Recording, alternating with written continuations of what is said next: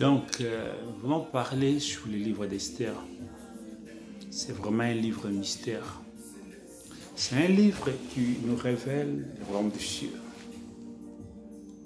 Ce qui s'est passé au ciel. C'est aussi un livre et aussi ça révèle aussi ce qui se passera au ciel. Donc les passés, les futurs. C'est aussi un livre qui nous révèle les choix d'une épouse, l'épouse de Christ. Comme je l'ai toujours dit que l'Ancien Testament est l'ombre des choses à venir. Il y a eu des paroles qui ont été prononcées dans l'Ancien Testament.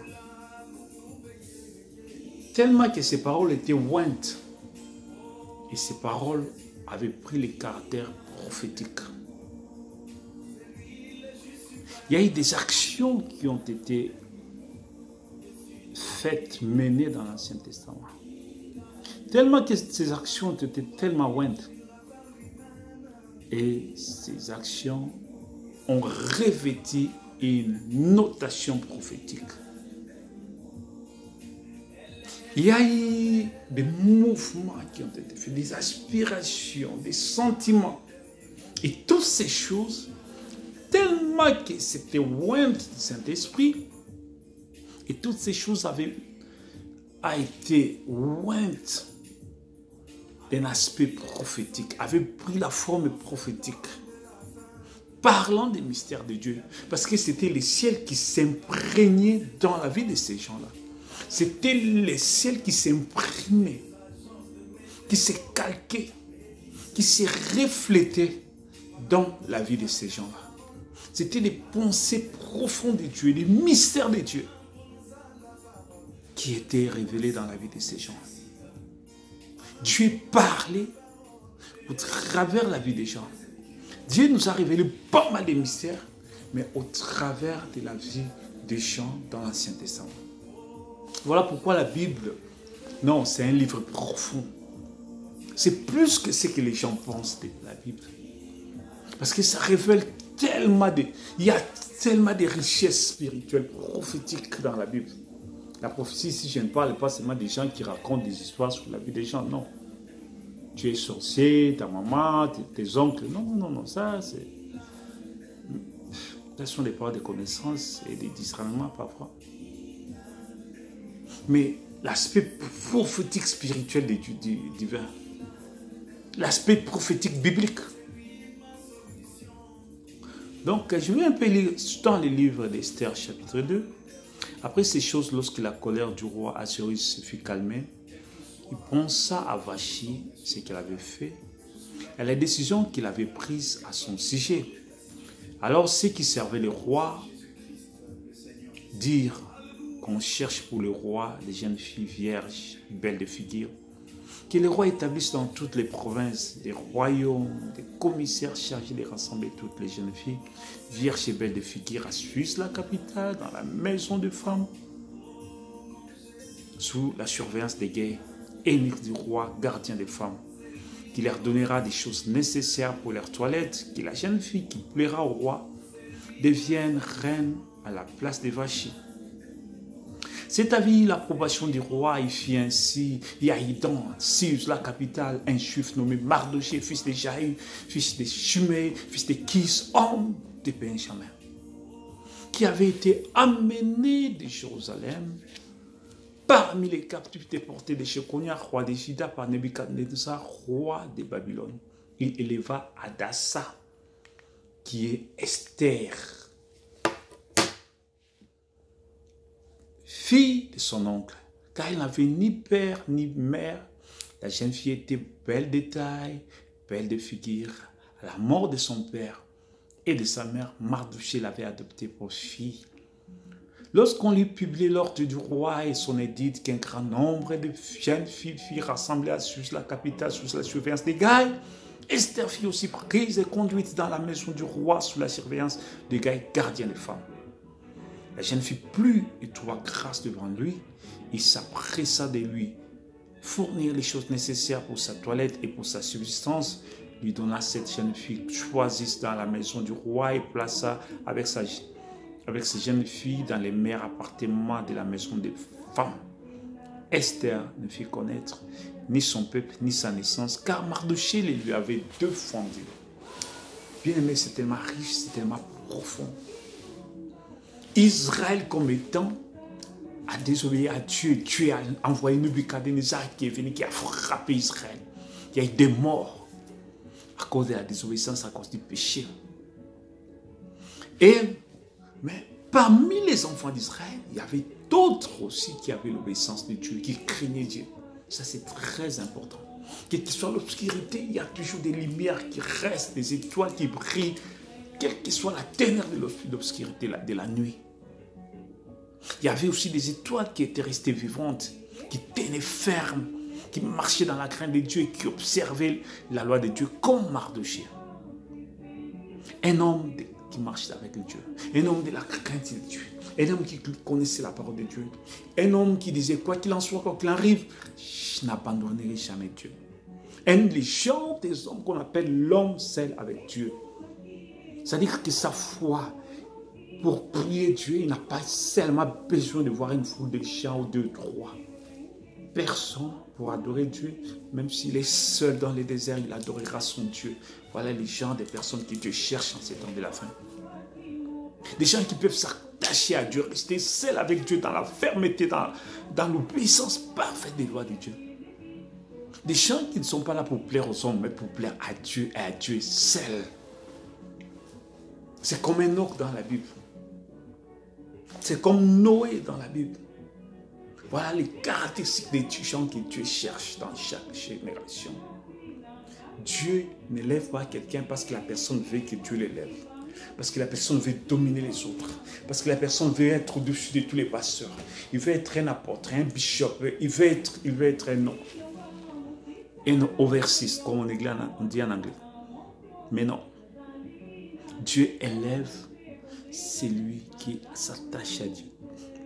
Celui qui cherche à faire la volonté de Dieu. Même si tout le monde est corrompu. Même si tout le monde a pris la gauche. Moi, je prends de la droite. Comme Josué avait dit, si vous abandonnez le Seigneur, moi et ma maison nous servirons Dieu d'Israël. Moi et ma maison nous resterons fermes pour faire la volonté de Dieu, pour accomplir la volonté de Dieu, pour plaire à Dieu, pour obéir à Dieu, pour obéir à la parole de Dieu, pour marcher selon l'ordre et les instructions du Saint-Esprit, selon les directives du Saint-Esprit. Même si tout le monde s'égare, moi je resterai ferme avec Dieu. Voilà les gens qui étaient Mardochée. Beaucoup des enfants d'Israël, quand ils sont quittés, vous savez, Israël, c'est Dieu qui l'avait pris d'un pays de l'Égypte, qui les avait placés là à Canaan. Ils ont été plantés par Dieu à Canaan. Mais voilà ce qui arrive. Israël se retrouve totalement détruit, anéanti, à cause du péché. C'est ça ce que je dis très souvent. Il y a beaucoup de gens qui, lors de la défaite, lors d'une situation tragique, quand un revers leur arrive, au lieu de revoir leur conscience, de rentrer en soi-même, de faire une méditation personnelle. Qu'est-ce qui m'est arrivé? Qu'est-ce que je n'ai pas fait? Quelle a été ma marche? Seigneur, pardonne-moi là-dessus. Seigneur, qu'ils reviennent à Dieu par la voie de l'obéissance, de la repentance, de la soumission, de la repentance, de l'humilité. Non, et ils commencent à condamner Dieu. Dieu, tu nous as donné, mais pourquoi ça? Pourquoi ça? Non, ça, ce n'est pas l'attitude chrétienne. J'ai vu pas mal de gens qui voient le mal que chez les autres. C'est les autres qui m'ont fait ça. C'est l'autre là qui a fait comme ça. Si je suis, c'est parce que lui... Non. Tu es... Quoi qu'il en soit, quoi qu'il arrive, tu es le premier responsable de ta vie. Un homme, c'est celui qui est responsable, le premier responsable de sa vie. C'est lui qui dit, j'assume. J'assume. Mais, avec Dieu, je vais partir. Je vais commencer un nouveau départ. Ce n'est pas celui qui voit seulement, non, c'est parce que toi tu as fait ça, c'est parce que toi tu n'as pas voulu ça, c'est parce que toi c'est parce que l'autre là a fait ça, voilà pourquoi ça n'a pas marché. Non, non, non, c'est pas parce que, c'est parce que toi tu n'avais pas compris, c'est parce que toi tu n'avais pas saisi, c'est parce que peut-être tu as fait un mauvais choix. C'est parce que tu t'es allié à des mauvaises personnes.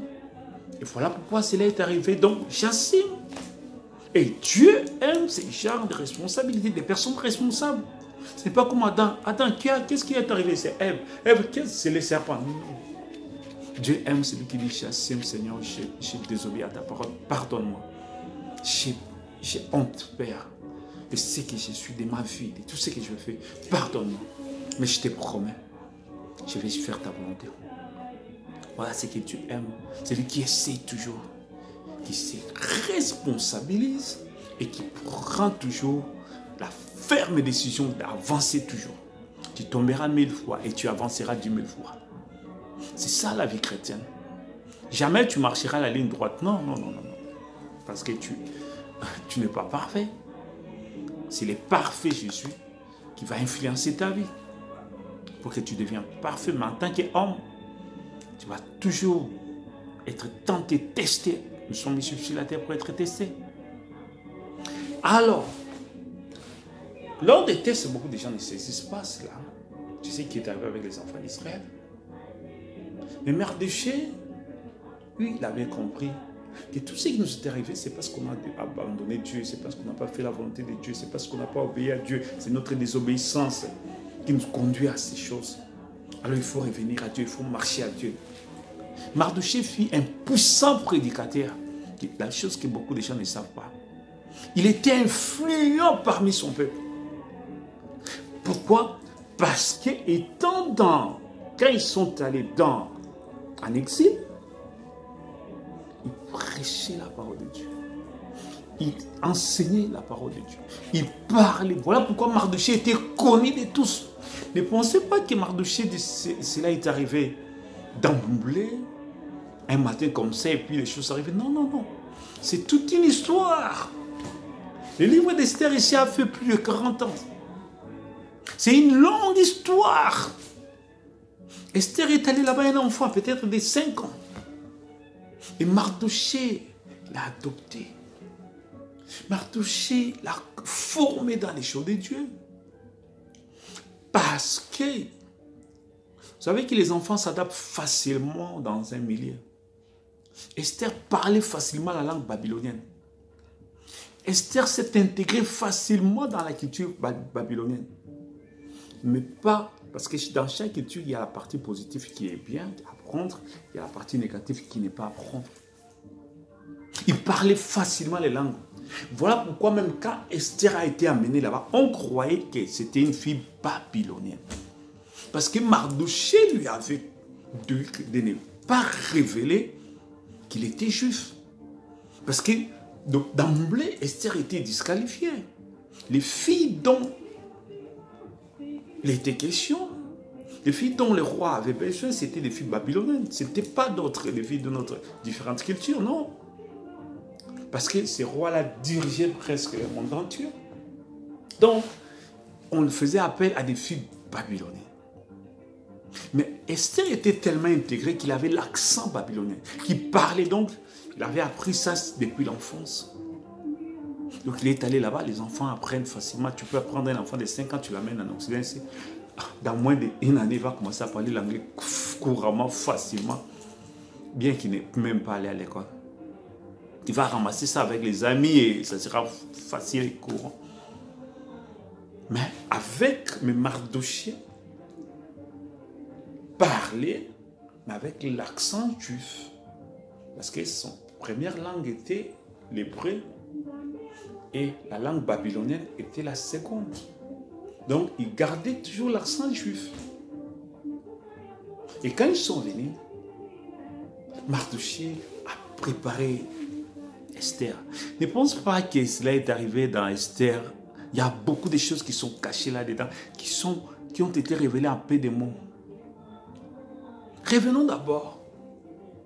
Les parents de Mardochée sont morts à Israël. Les parents, pardon, de Mardochée aussi, les parents de Esther sont morts en Israël. Et Mardochée va prendre Esther, va l'adopter comme sa fille. Mardochée célibataire. Mais dans la crainte de Dieu, il prend une fille de 4 ans, de 5 ans, il l'amène. Ils arrivent là-bas, doivent trouver d'abord une maison. Ils étaient là-bas des exilés. Ils trouvent une maison. Ils doivent sortir chaque matin pour aller chercher à manger pour Esther. Et chaque fois, avant de partir, ils priaient ensemble. Ils prêchaient Esther les choses de Dieu, la parole de Dieu, la crainte de Dieu. Il avait même interdit à Esther de ne pas sortir, de ne pas aller avoir des amis. Parce que la plupart des filles qui ont quitté Israël, qui sont venues, avec leurs parents, ils pensaient que Dieu les avait abandonnés. Ils ont commencé à suivre la mauvaise vie des filles babyloniennes. Au point que la plupart, parce que dans la culture juive, les filles doivent se marier vierges. C'est-à-dire les filles doivent rester à distance des hommes jusqu'à ce qu'ils soient adultes et qu'un homme se présente auprès des parents pour leur mari étant vierge. Mais arrivé à Babylone, beaucoup de filles juives, ils se sont dit, Dieu nous a abandonnés, ici on n'est plus en Israël, ici ce n'est plus sous la conduite de Dieu, ici il n'y a plus de... Chacun fait ce qu'il trouve bon. Ce qui était une erreur grave. Mais Mardochée leur prêchait. Mardochée, chaque fois qu'il trouvait, qu'il sortait, qu'il croisait les Juifs, il leur parlait. Voilà pourquoi que Mardochée connaissait tous les Juifs qui habitaient sur la capitale. Parce qu'il venait, il les visitait. Il leur parlait la parole de Dieu. Il leur parlait les choses de Dieu. Voilà pourquoi Mardochée avait la facilité de rassembler les Juifs. De leur dire qu'on va gêner pendant 3 jours. Ne pense pas que cela est venu d'emblée. Non. C'est un travail de longue haleine. Mardochée leur parlait. Parce que si Mardochée menait une mauvaise vie et puis il vient dire que faisons, les gens allaient le trouver comme un aventurier. C'est comme de l'aventurisme. Mais Mardochée leur prêchait les choses de Dieu, il leur parlait la parole de Dieu. Et chaque fois qu'il sortait, voici, il était un puissant prédicateur. Il leur prêchait la loi. Il dit, même si nous sommes loin de notre terre natale, mais nous devons toujours rester dans l'obéissance de Dieu. Ce qui nous est arrivé, lisez dans le livre de Deutéronome, Dieu avait parlé de ça dans la bouche de Moïse. Il arrivera que vous allez désobéir à Dieu et que vous irez loin de Dieu. Mais arrivez loin, dans des pays lointains, revenez à Dieu, cherchez à faire la volonté de Dieu, cherchez à obéir à Dieu. Mais pour d'autres Juifs, non. Beaucoup de Juifs avaient abandonné les voies de Dieu. Mais Mardochée restait prêcher la parole de Dieu. Et cela l'a aidé, que facilement il trouvait des petits travails, des coups de main, qui pouvaient gagner un peu d'argent, acheter la nourriture, venir le soir, préparer, Esther manger. Et quand Esther a commencé à grandir, à devenir 12 ans, 14 ans, et Mardochée maintenant avait trouvé un travail auprès de la présidence. Pardon, de la cour royale.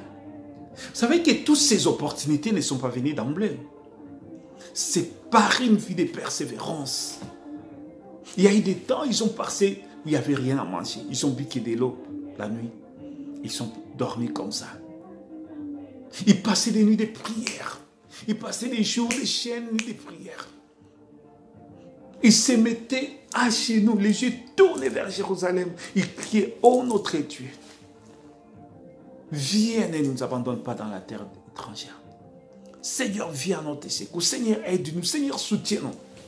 Il y a beaucoup de gens, je connais beaucoup des Africains, ils étaient des hommes de Dieu en Afrique, arrivés ici, ils ont tout abandonné. Ils parlent des choses de Dieu dans le passé. J'ai croisé pas mal comme ça, il me dit, pasteur, moi j'étais évangéliste.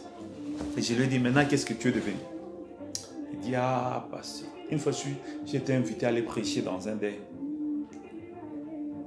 Je prêche à la fin, il y a un frère que je vois, je demande, mais frère, dis-moi, c'est comme si tu as travaillé, tu as fait l'œuvre de Dieu. Il me dit, oui, en Afrique, j'étais arrivé ici, j'ai abandonné. Je lui dis, mais c'est pas possible. Je sais que les ministères, l'appel, c'est la prédestination. On ne devient pas un homme de Dieu et puis demain on abandonne. Non, ça c'est faux. On ne peut pas devenir un homme de Dieu et demain on l'abandonne. C'est faux. Parce que c'est la prédestination, c'est inné en toi. Tu as été façonné à être homme de Dieu. Et quand le ministère s'explose en toi, quel que soit la moyen, tu les restes toute ta vie jusqu'à toi. C'est ça l'appel de Dieu. Mais l'appel où quelqu'un est allé faire la théologie, c'est comme ça qu'après un temps, il prend la retraite, il cesse de prêcher.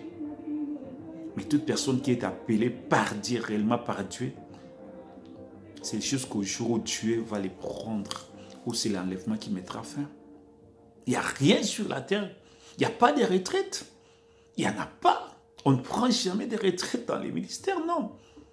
Et si je ne parle pas des ministères théologiques, des grands assemblées qui vous donnent, et puis après, dès que tu as un certain âge, on te remplace. Non, je parle de l'œuvre de Dieu, que Dieu t'a appelé, commissionné pour faire cette œuvre-là. Un appel. Il ne suffit pas seulement d'avoir une église, non. Même si tu n'as pas encore une église, tu prêcheras toujours et toujours. Ta vie sera une prédication. Ta vie, la première prédication, c'est ta vie. La première prédication, c'est ta vie. Tous les gens qui vont te côtoyer diront que non, cet homme ici a quelque chose de spécial. Il a toujours été spécial. Il est bon envers tout le monde. Et après, ils diront, oh, tu es chrétien, oui.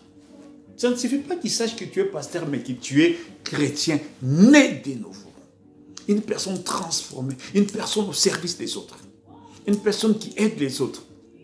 Et ça, c'est la base pour les amener les gens à l'évangile. Mardochée menait une vie de sainteté, de pureté, de crainte de Dieu. Il a traversé une dureté sévère. Une vie dure, une vie... Mais il priait, il gênait, il méditait la parole de Dieu, il sortait prêcher aux autres, il cherchait à fortifier d'autres frères, il dit n'abandonnons pas. Dieu ne nous a pas abandonnés. C'est nous qui avons abandonné Dieu. Voilà pourquoi toutes ces choses nous sont arrivées. Même si nous sommes en exil, un jour nous allons rentrer. Il priait. Il s'est donné à Dieu. Il fortifiait les autres. Il ramenait les autres dans la voie du Seigneur. Il faisait que d'autres gens puissent connaître Dieu, puissent revenir à Dieu.